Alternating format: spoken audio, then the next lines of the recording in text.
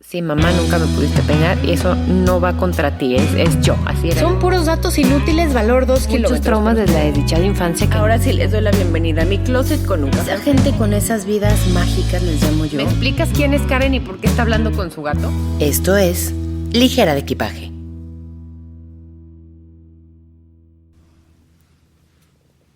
Oigan, voy a empezar esta entrevista porque la mujer que tengo enfrente está lo más nerviosa que hay.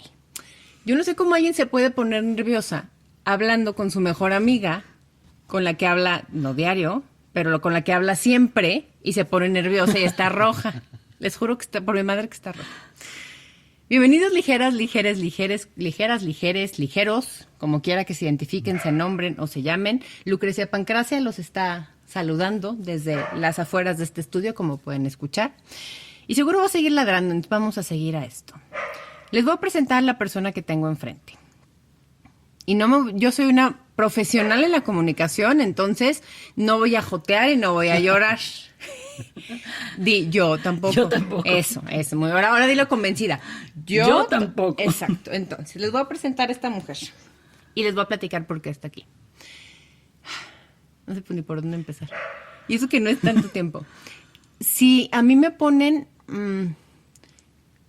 una palabra para describirla, la palabra es resiliencia. Y no sé si estés de acuerdo, pero no me importa, igual ya estás aquí. Igual pagas por esto. No fue mi primera Patreon, fue todavía antes de eso. Estaba yo empezando con este proyecto, le estaba platicando, nos agarró a media pandemia, o sea, parte físicamente no estábamos juntas. Y un día llegó que nos pudimos ver con un sobre, con su letra, que tiene una letra preciosa, y me dice, aquí tienes, creo en el proyecto y adelante.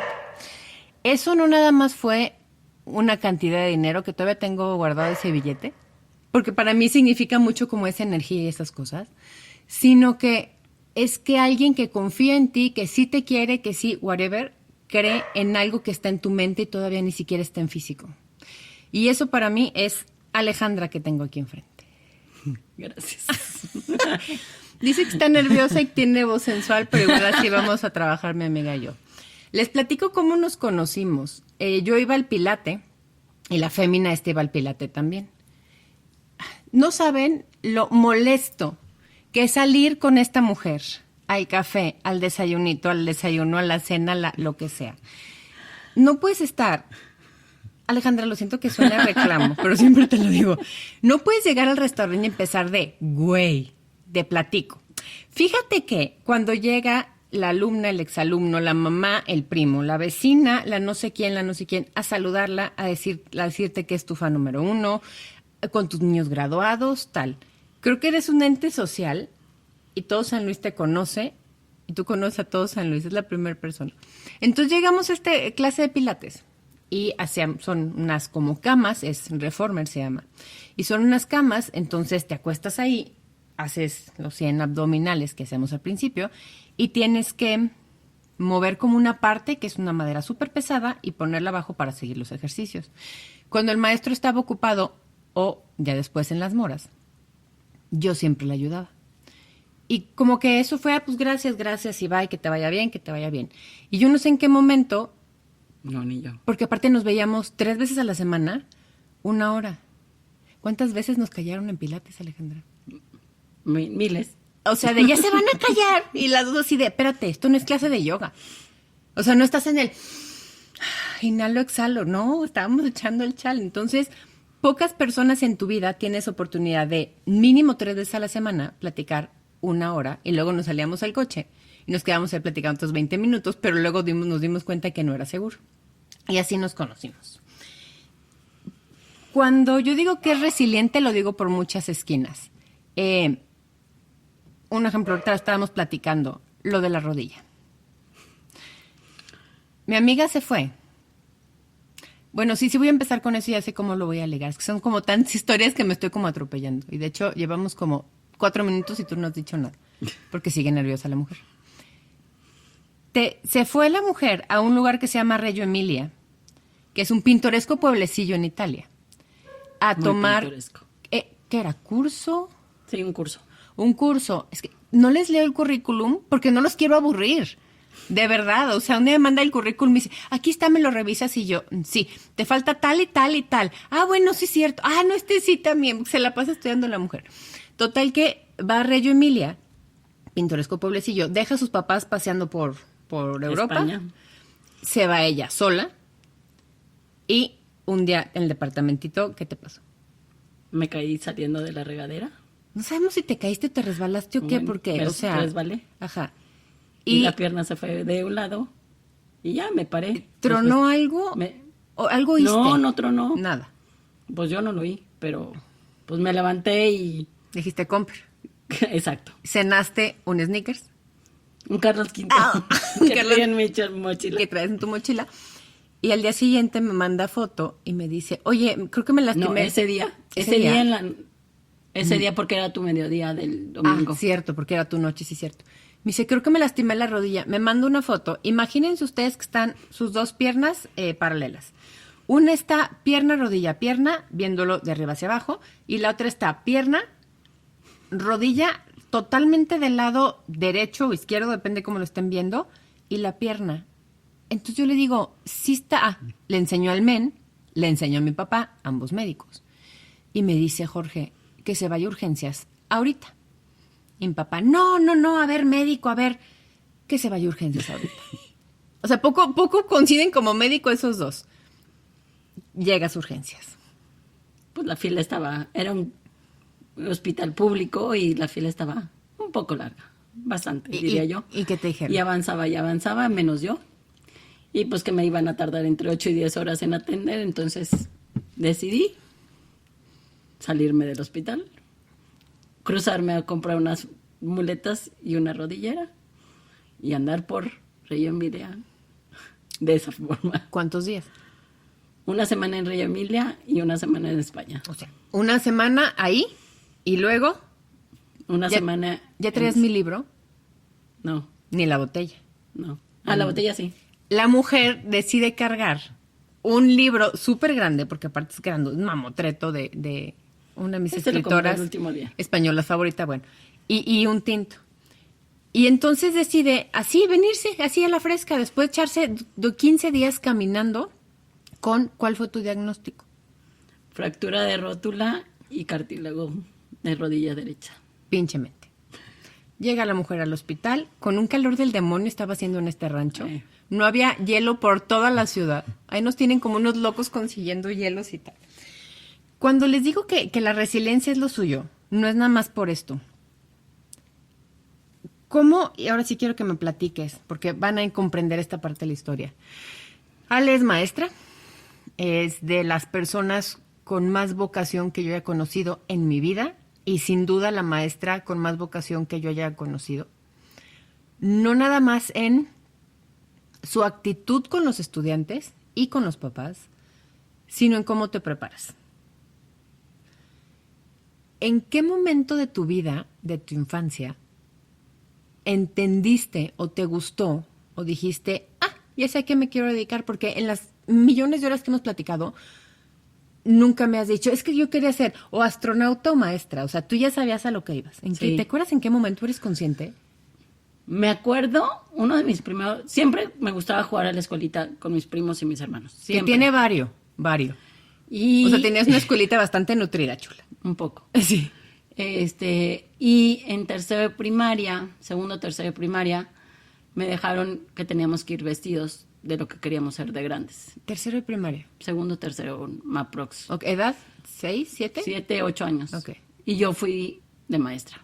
O sea, desde que yo me acuerdo, siempre quise ser maestra. Y de hecho, pues me hicieron cuando en prepa, que te hacen el típico estudio Test de vocacional. vocacional. Ajá. Educación salió Al 200%. al 200%, sí. O sea, todo educación altísimo y luego psicología, que va de la mano, Súper, sí. y luego todo lo demás, o sea, todo lo demás por el piso. Entonces, pues siento que es algo que desde que nací ya lo traía. O sea, porque realmente no me acuerdo así de, sí, en esta época quise ser en otra cosa. No. Ajá. Siempre me quise dedicar a ser maestra. Y pues termino termino prepa y estaba en un colegio de monjas y mi siguiente opción era el Minerva, el cual fue un rotundo, ¿no? Yo me gradué del Entonces, Minerva, por cierto, de preparatoria. Entiendo perfecto. Y mi siguiente opción era irme a Monterrey, que era a la hora que empecé a ver las universidades, desde que vi el programa de estudios dije, esto es lo que quiero. O sea, esto es lo que de aquí soy. Me fui 4 años y medio a Monterrey. Fui la más feliz porque pues realmente fue donde realmente vi que sí era lo que yo quería, es dedicarme el resto de mi vida. ¿Qué había en Monterrey en esas materias que te daban que no había aquí? O sea, ¿por qué te llamó la atención irte para allá? O sea, la apertura, porque aquí era, pues en el Minera iba preescolar o primaria, o educación especial en la normal del estado. Y en la UDEM, que es mi alma mater, que es la Universidad de Monterrey. De la Universidad de Monterrey, fue la apertura que ellos tenían hacia la educación. O sea, tenías muchos maestros, excelentes maestros tuve, o sea, de verdad. Tus maestros escriben libros que todavía hoy vas y los ves en conferencias magnas. Tuve excelentes maestros y desde que vi el programa de estudios dije, esto es lo que yo quiero para mí. O sea, no lo dudé ni un segundo. Y pues me fui 4 años a Monterrey. Ni el calor te hizo dudar, chula. Ni el calor me hizo dudar. Bueno, nada más los veranos me hacía dudar, porque nada más hice uno y dije, no, eso no es lo mío. Y pues ya no, regreso y ya empecé a trabajar.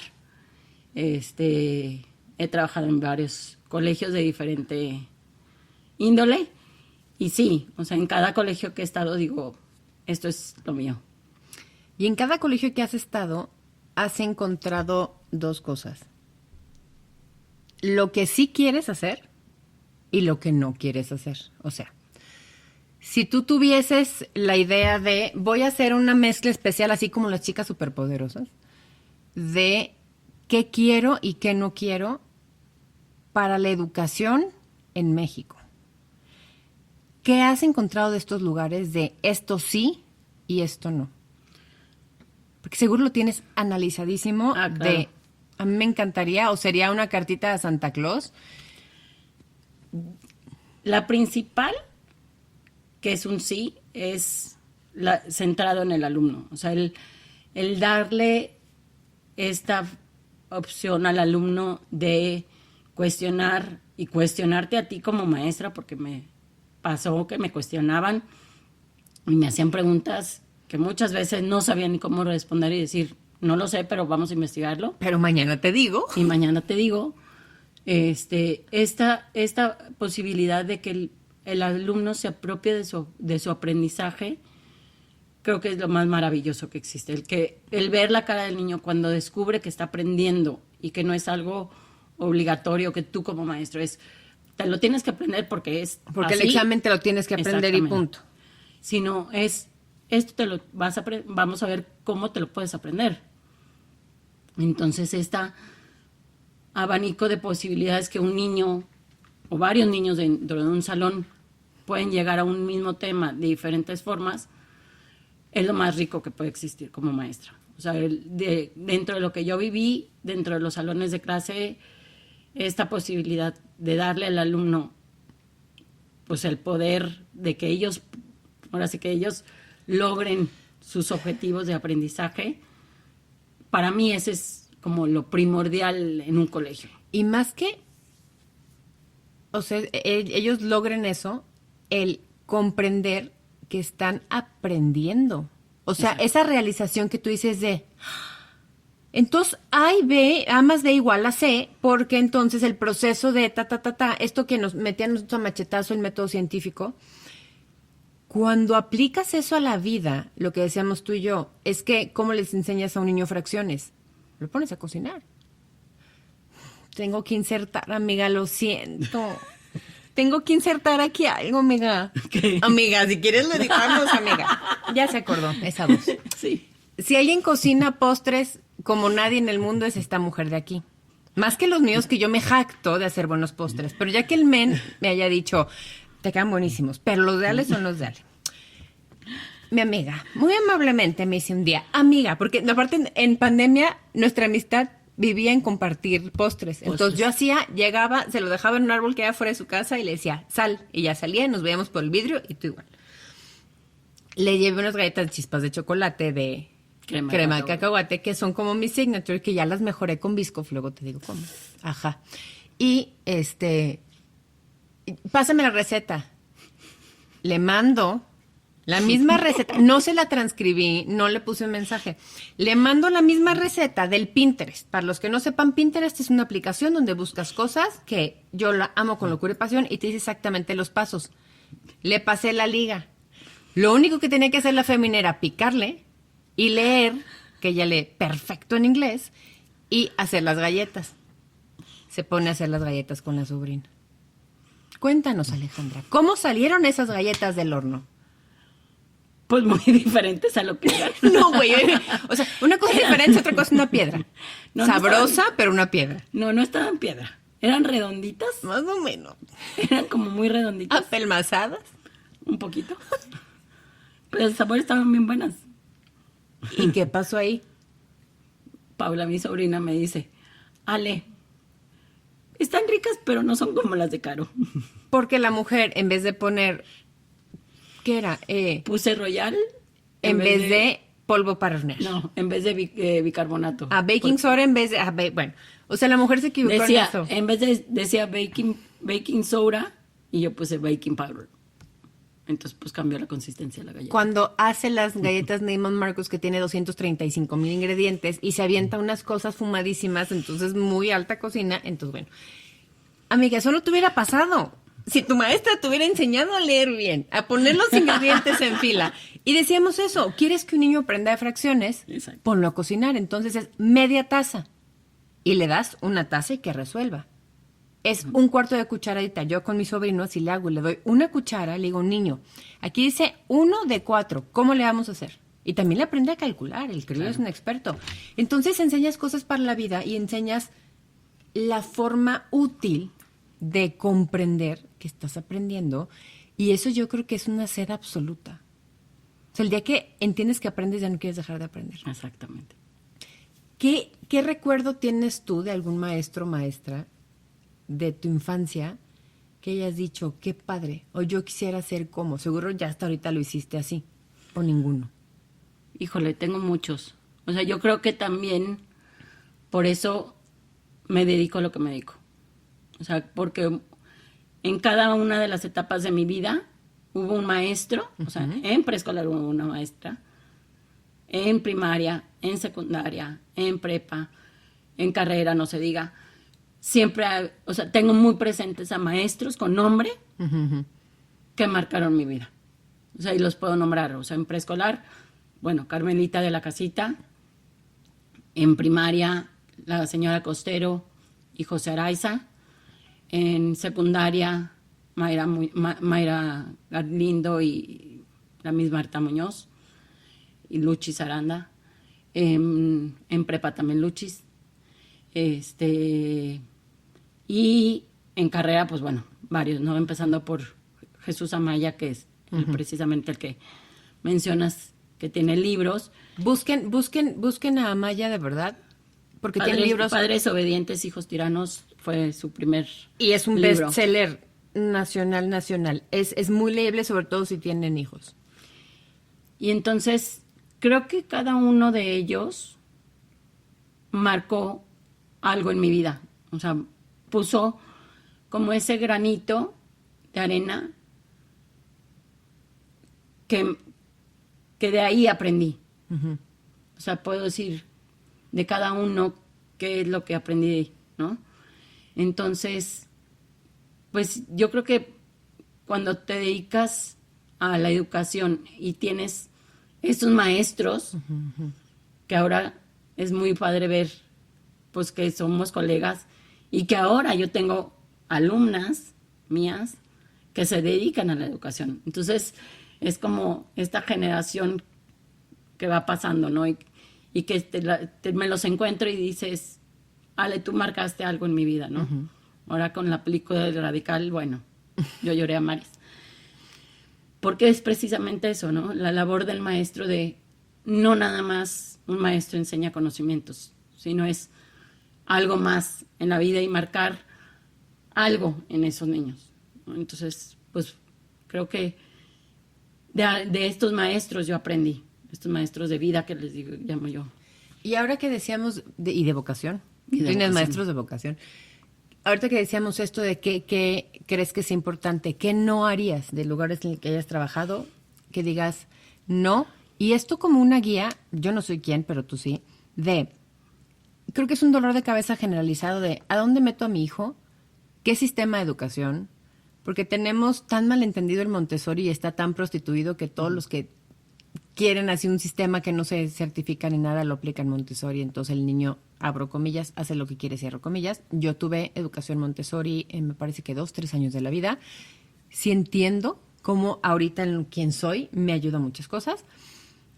Que no, o sea, Yo creo que la rigidez en que es algo que el sistema educativo mexicano tiene. O sea, te tienes que aprender. O sea, el tener que aprenderte algo de memoria, el memorizar algo, las tablas de multiplicar. empezando desde ahí, que muchas veces ni entiendes de dónde vienen, ¿no? Tienes O sea, enfrente, te las tienes que aprender. ¿Por Tienes qué? enfrente Porque- una mejor amiga que no se sabe las tablas. Me sé hasta la del 5, la del 6 mazo, la del 9 porque la escribo y la del 10 te la paso. Sí, exacto. O sea, son estos conocimientos que creemos que son indispensables para la vida, cuando, pues bueno, tienes a la mano una calculadora y la resuelves, ¿no? Entonces, para mí, y vuelvo a lo que al principio era esta parte de que el alumno descubra, cuando hay una flexibilidad de aprendizaje, de conocimientos, es mucho más rico el conocimiento para el niño. ¿Por qué? Porque realmente se apropia. ¿Qué pasa cuando te lo tienes que aprender de memoria o te lo tienes que, o sea, tal cual lo de historia, ¿no? Sí. O sea, las fechas y quién participó y si fue y no fue y qué pasó primero y qué pasó después. Cuando realmente, ¿qué nos está aportando esta parte de la historia? Ahorita también. Claro, ¿no? claro. ¿Cómo O lo sea, aplicas a hoy? A hoy, o qué consecuencias trajo, ¿no? Entonces, para mí, el que no, la rigidez. O sea, el que el alumno tenga que memorizar algo, para mí... Para pasar el examen, porque ese Exactamente, conocimiento, ¿dónde lo exactamente. aplicas en tu vida? Porque ¿Y qué tienes te que trae? presentar un examen, ¿no? En vez de Claro, decir, claro. hay miles de maneras de evaluar un conocimiento. Y fíjate, tú dices evaluar, ni siquiera calificar. Lo estoy haciendo consciente. Tú ibas a decir evaluar y yo en mi mente dije, claro, calificar. ¿Por qué calificar? O sea, y eso lo aprendí mucho cuando trabajé en la UVM y nos traían así con lo de las competencias. Yo decía, claro, competencias, quién llega primero y quién llega después. Literal era mi mente. Entonces me siento a escuchar y el momento en que empiezan, bueno, vamos a hablar de las competencias. Yo me imaginaba primer, segundo, tercer lugar y los niñitos levantando las manos, ¿va? Y dice, claro, ¿qué tan competente eres? Y yo así de, what the fuck? Porque llevaba 30 años, Exacto. más o menos, no sé. Con la qué tan competente eres, eso no importa. Es que sacaste en el examen, estás en el cuadro de honor, porque Así es. somos muy... Hay Y una, todavía hay muchos colegios que marcan el cuadro de honor. Y para Y mí la un cuadro de honor meritocracia. y un cuadro de honor no te dice nada. ¿Por qué? Porque a lo mejor un niño es muy bueno memorizando, pero vas a tener el niño que a lo mejor a la hora del examen se puso nervioso, Exacto. no pudo contestar y sacó un 6 o un reprobó o lo que sea, pero en su trabajo del día a día es un excelente alumno. Y tiene... Y muchas veces eso es lo que no se valora. Y para y es mí, competente. y o sea, tiene estas habilidades, ¿no? Y el hecho de que muchas veces le damos mucho más peso a un examen A la que al trabajo calificación. diario, Exacto. a la parte del proceso, que para mí es mucho más significativo porque ahí te puedes dar cuenta de cómo empezó y cómo terminó. Este proceso del alumno es mucho más rico y es donde realmente te das cuenta que el alumno aprendió. Y ahí vamos a entrar a un tema más escabroso, la inclusión. Porque nos encanta decir, "¡Ah! Es que la discapacidad". Y seguimos, hablo por mi generación, con ese término, cuando es un término que ya no es. No, sí, de hecho se retomó otra vez como el término de discapacidad. ¿Ves por qué te tengo aquí? No nomás porque preparas bien postres bien buenos, hija. Sino, creo que en México estamos en pañales, o sea, y en San Luis más. Son contados los colegios que realmente tienen un programa de inclusión. Porque pues muchas veces dices, bueno, pues sí tenemos inclusión, sí, pero a ver, ¿aceptas a todos los niños? Es que eso, ¿qué tengo, cómo soluciono? Exacto. O sea, tengo un niño con incluso problema de desde- vista, lo paso adelante o y ya. incluso desde una misma religión. O sea, ¿qué tan inclusivos somos de aceptar a los niños independientemente en qué creen? ¿Y por qué me los voy a tener que llevar A a ver otro. a la Virgencita de Guadalupe el 12 de... Diciembre. Gracias, dije septiembre, no. Cuando los niños no son creyentes y no es parte de su religión, pero deciden estar en un colegio católico, a lo mejor por los valores, por conocer otra religión, lo que sea. No, como muchas veces, digo, ya ahorita cada vez más se aceptan, pero antes, si tú pertenecías a otra religión y a un colegio católico, pues no eras aceptado, ¿no? Y ni siquiera te Entonces- vayas a la religión, vete a algo mucho más básico que todavía pasa hoy, en 2024, aquí en San Luis Potosí y seguro en muchos estados de la República también. Es que los papás se divorciaron. Ah, también. Entonces el niño ya no puede estar en la escuela. ¿Cómo mantienes, o sea, qué envidiosillo de parte de la institución por mantener una imagen, que quién sé qué imagen sea, que la única estabilidad que puede tener un hijo de unos padres que se están divorciando, que podría ser la escuela, se la quites? Exacto. Porque no estás de acuerdo y porque te fuiste a meter a la cama a dos personas donde nadie te habló. Entonces, ¿cómo queremos hablar de inclusión? Lo que decías tú. A ver, no, yo soy súper incluyente, pero tengo un examen que solo pueden pasar las personas con ciertos conocimientos, ciertas aptitudes, cierto tipo de personalidad, y ni siquiera empezamos a hablar del espectro autista. Entonces, no estás siendo incluyente. Porque otra Sí, vez bueno. es qué contestas en una hojita y qué calificación tienes. Exactamente. Sí, creo que hay países que nos llevan de calle, y que tenemos mucho que aprender. O sea, no es como inventar el hilo negro. O sea, es qué están haciendo otros países. ¿Y cuántos años llevan tiempo y les funciona o no? Exactamente. Y qué están haciendo, ¿no? Y cómo incluyen y cómo... ¿Por qué? Porque se ha pasado de un término de integración que era nada más yo te integro y estás en mi salón, pero... Gustazo, gustazo. Exactamente. Ojalá y entiendas. Así es. A un término ya de inclusión que es, eres parte del grupo y me puedo adaptar como maestro a ver cuál es la forma en que tú como alumno vas a aprender. Entonces, creo que todavía en San Luis nos hace mucha capacitación a todos los maestros en cuanto a inclusión. ¿Cuál es el mejor ejemplo que tienes de un lugar donde de verdad estaban aplicando la inclusión? Mira, así como tal, no te puedo decir un colegio porque no conozco exactamente. He vivido en un colegio que realmente tenga inclusión. Sin embargo, El de Mérida que fuiste en estaba como Mérida intentando había cosas, todavía ¿no? en el Montessori donde trabajé también era bastante, teníamos niños con diferentes discapacidades y sí estaba con un programa de inclusión, pero creo que todavía nos falta mucho por aprender, nos falta mucho por realmente ser una sociedad más incluyente, ¿no? O sea, desde vas al súper y respetar los cajones de estacionamiento, ¿no? Lo básico, indispensable. Básico e indispensable. Entonces, ¿cómo podemos exigir a los colegios que sean inclusivos cuando nosotros como sociedad no podemos ni siquiera hacer eso, ¿no? Ay, no me tardo, ahorita Claro, vengo. claro. O sea, y te estacionas cuando puedes caminar perfectamente y va a llegar alguien que realmente necesita ese espacio, ¿no? Entonces, yo creo que es un punto para San Luis de realmente decir, somos porque hay muchos kinders que sí son inclusivos, aquí en San Luis. Sin embargo, ya conforme van avanzando los niños, son menos las opciones. Y más caras. Exactamente. Generalmente los Montessori son los que tienden más a la parte en primaria. Estamos hablando de una certificación, no nomás ponerle el nombre afuera para que fueran los corridos nada más porque iban a hacer lo que quisieran. Exactamente. Ahorita que decías de eso bueno, al principio que decías de la psicología, que qué tan importante es que tú estés en un análisis instantáneo, que veas si el niño está mal, tiene algún problema, si está empezando con broncas, con cosas. Yo me acuerdo perfecto un compañero que tenía, que aparte era guapísimo.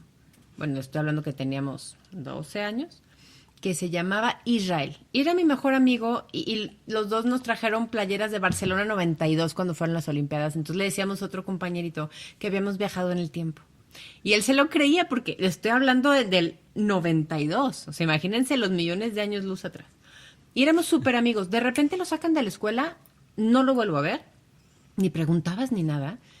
Y un tiempo después, no sé si fueron 6 meses, un año, lo que sea, llega el mismo compañero y nos lo presentan como Marco Antonio. Ahora ya analizando que soy una amable viejecita. Ay, Saludos a Mariana, que siempre Mariana me dice, es que siempre es amable viejecita y me hace sentir más vieja. No, Marianita, no.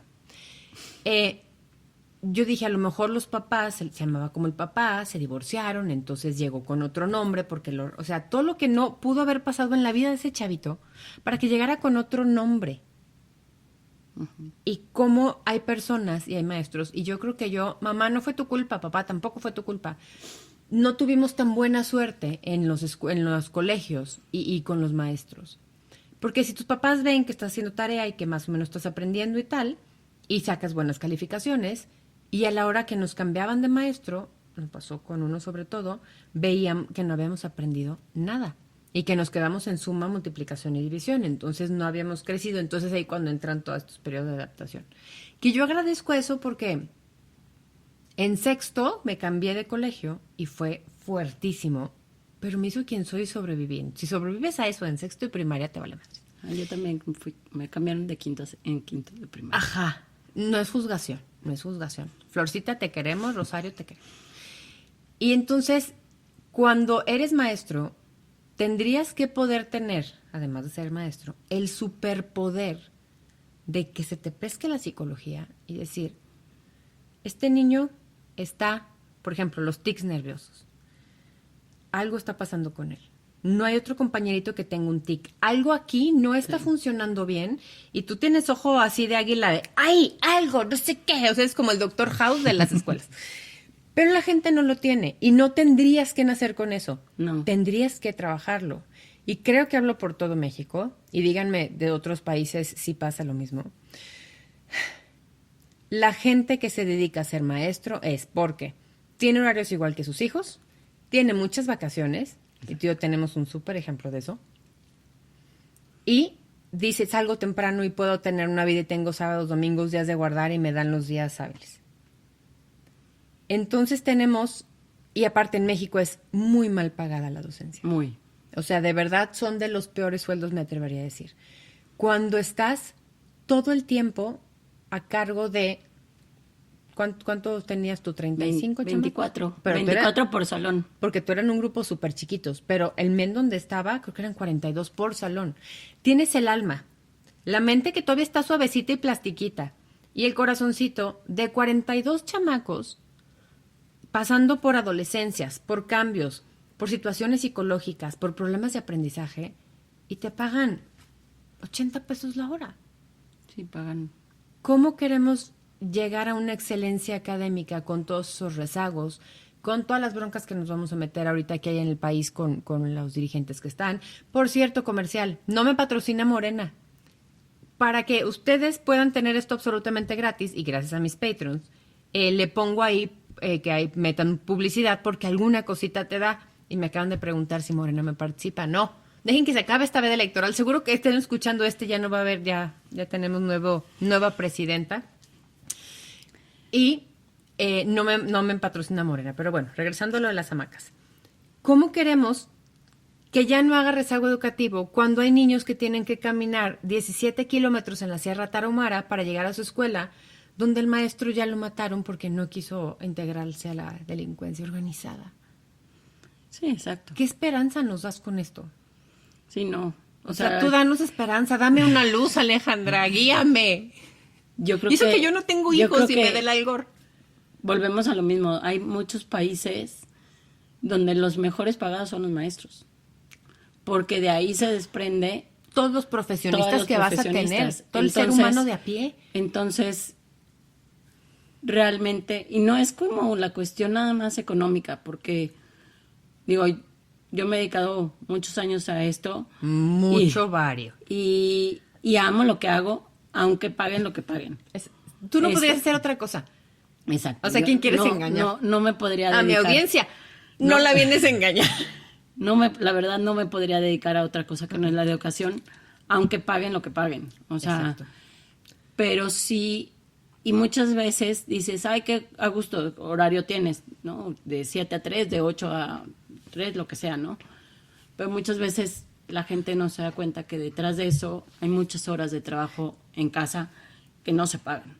O sea, el planear, el revisar, todo el trabajo, El evaluar. el evaluar, o sea, todo el trabajo que muchas veces no se toma en cuenta como tal, porque creen que nada más es, pues, dar clase y ya, ¿no? Y ahí termina tu chamba.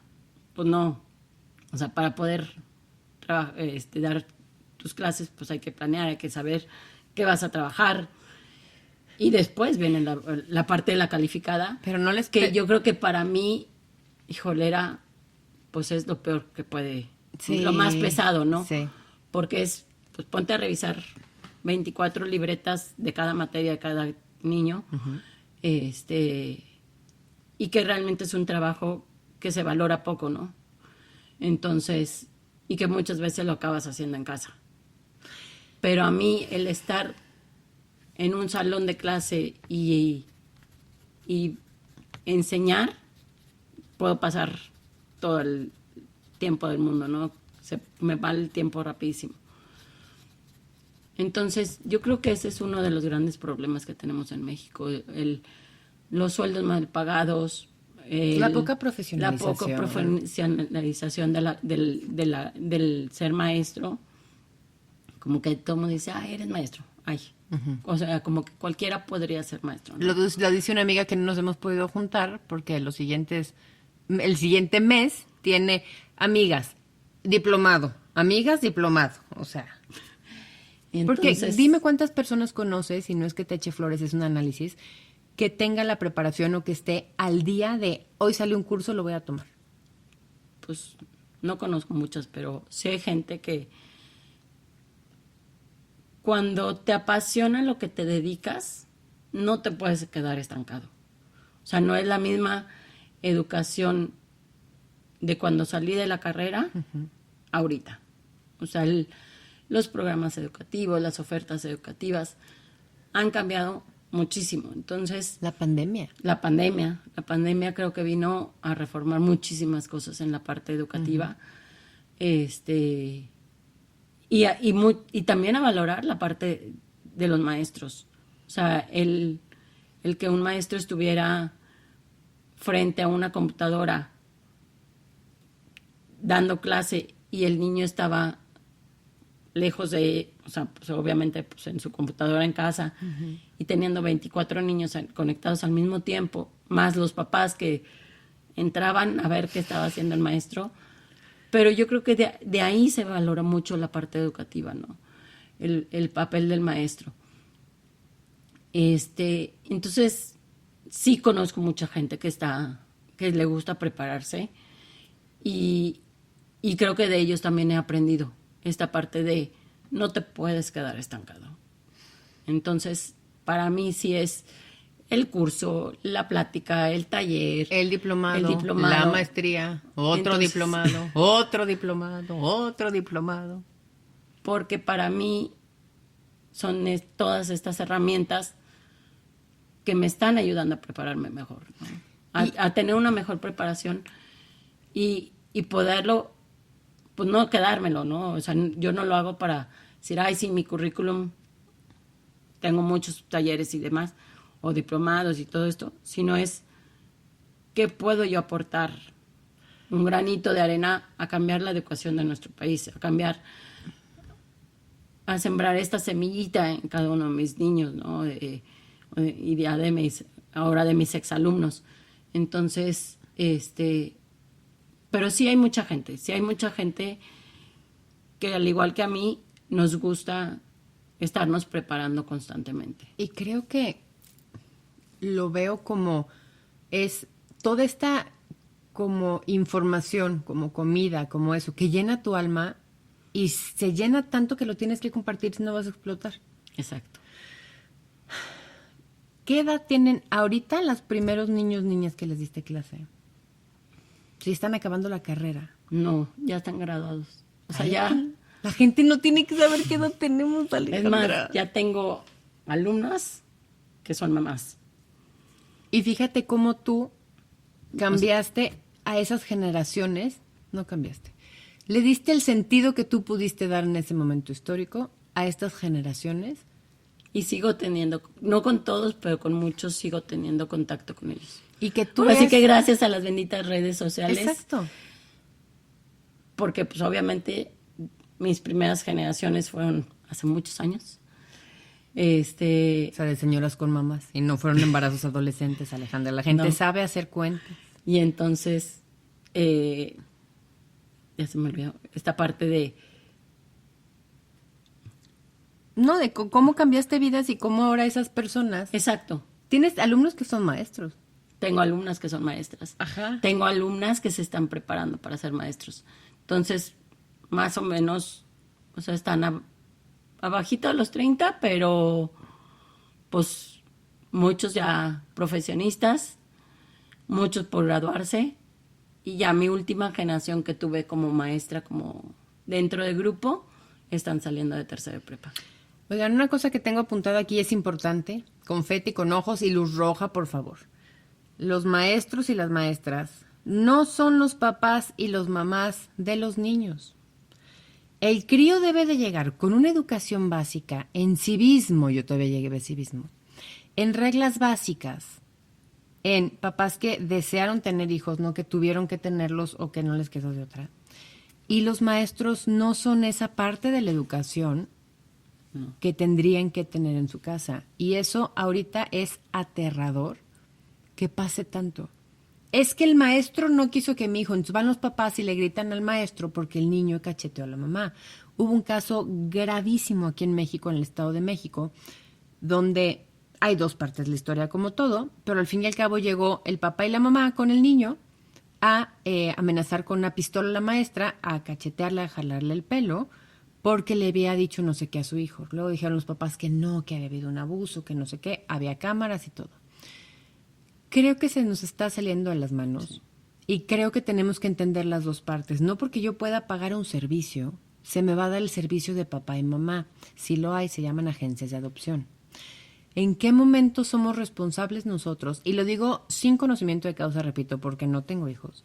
¿En qué momento somos responsables de medio empezar a ser gente de bien para dejar estas, que les decía, estas almas, estas mentecitas, estos corazoncitos suavitos en manos de un maestro que nos ayuden a darle forma juntos?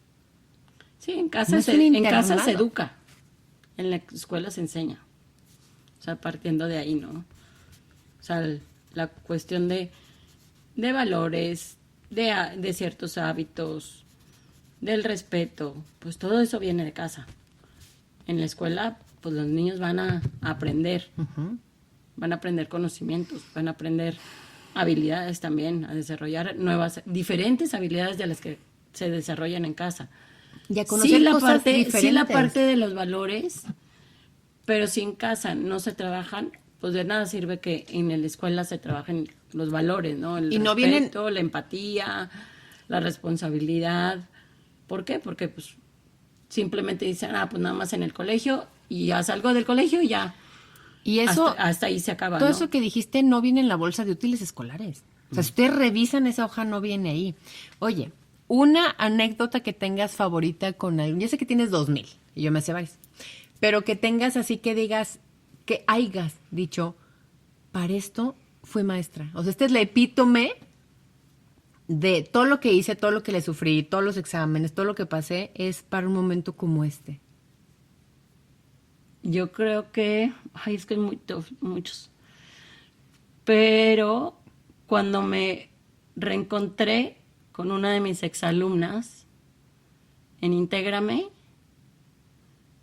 y que ella se estaba terminando la carrera y que la niña volteó y me dijo, es que por maestras como tú me dedico a la educación. Fue así como lo mejor que me pudo haber pasado, ¿no? Esa, hace poco, justo cuando salió la película de Radical, y esto me lo contó una de las mamás, que saliendo de la película, la mamá le pregunta, venía con sus 2 niñas, las 2 habían sido mis exalumnas, y venía otra niña también, exalumna mía, y les preguntó que quién había sido un maestro como el maestro de Radical. Y las 3 mencionaron mi nombre. Para mí, eso ya es lo mejor que me puede pasar. O sea, porque aunque haya tenido muchos alumnos, más de 500 alumnos han pasado por mí, por lo menos en esas 4 niñas, sembré algo en ellas. ¿Por qué? Porque son niñas o ya chavas, pues tienen 20 y tantos, 17, 18, la más chica. Entonces, eso es donde digo, estoy haciendo lo que me gusta, lo que me apasiona y algo estoy haciendo bien. O sea, algo hice bien en el momento, porque realmente los tienes un año. O sea, son tuyos un año. Yo les decía que me los prestaban un año, que eran mis hijos de un año. Y para mí eso es, o el reencontrarme simplemente con un exalumno en cualquier lado, como dice Caro. Cualquiera, Cada 2 minutos. Que me reconozca y venga y que me dé un abrazo, no importa dónde esté, para mí ya es la mejor paga que me pueden dar. Y la emoción de cómo la ve la gente y cómo les gritan de un lado a otro en la calle, ¡ale! Y nada más se dejan correr los chavitos. Aparte, unos muchachos muy guapos, amiga. Claro, sí, tengo muy guapos exalumnos que yo decía, amiga, ¿me explicas? Ese es mi exalumno. Entonces digo, y ya se acabó el chisme. Es por eso que te quería traer hoy. Es por eso que todos tus nervios me valieron madre. Con todo respeto, Florcita, es un dicho, no es contra ti. Porque eres alguien... Para mí no eres ordinaria, pero eres una persona ordinaria haciendo cosas extraordinarias. Si en 500 personas pudiste dejar una buena ortografía, eso sí, si en 500 personas pudiste dejar me hago responsable y sé que tengo que hacer las cosas, si en 500 personas dejaste orden de mente, funciones y esa magia de estoy comprendiendo que estoy aprendiendo, entonces gente como tú la que cambia el mundo. Sí. Te quiero mucho. Yo también, amiga. Muchas ¿Estás nerviosa? Que ya se acabó Ya la no, entrevista. ya No, no. pues ya no. Y ni siquiera Ya y ni siquiera tomaste tu gin. No, amiga. Es importante, no lo he probado y yo casi voy a la mitad. Casi, poquito. Exacto. Por eso es que les traigo esta gente ordinaria haciendo cosas extraordinarias y estás en esta semana de aniversario. Estás en la semana de 4 Y ayer años de fue el ligera Día de del Maestro. equipaje. Porque Independientemente cuando lo escuchen, ayer Exacto. fue el Día del Maestro. Y debería ser siempre, algunos maestros y otros no, en esta honra de honrar maestros. Mi maestro favorito se llamaba Temístocles Pájaro Gutiérrez. Él me enseñó a ver el mundo y acordarme de las cosas y cómo se llamaban, y le debo gran parte de mi pasión por la arquitectura y por la naturaleza. ¿Quiénes son sus maestros que cambiaron sus vidas? A veces vale la pena que si se los encuentran, como la gente que se encuentra a Ale, se los digan, porque luego pasamos por la vida sabiéndolo pero sin comentarlo. Y luego pasa mucho que se dice en los funerales o en las cartitas o es que esta persona cambió mi vida. Si tienen a alguien que haya cambiado su vida y sea maestro de vida, no nada más de educación, Exacto. sino de enseñanza o de cualquier cosa, díganselos. Muchas gracias. Gracias, amiga. Esto fue Ligera de Equipaje. Les repito mis redes sociales, @liger_de_equipaje, en Instagram, en Facebook como Liger de Equipaje y en TikTok, que estamos siendo muy populares. Tienes una amiga popular en TikTok. Ay, amiga. Estoy como Ligera de Equipaje. Gracias a esa gente que nos enseña pero sobre todo a esa gente que nos acompaña en la vida. Eres una de mis grandes maestras de vida. Tú también, amiga. Te quiero. Te quiero. Esto fue Ligera de Equipaje. Respira y permite. Darle vueltas y vueltas y vueltas como los satélites.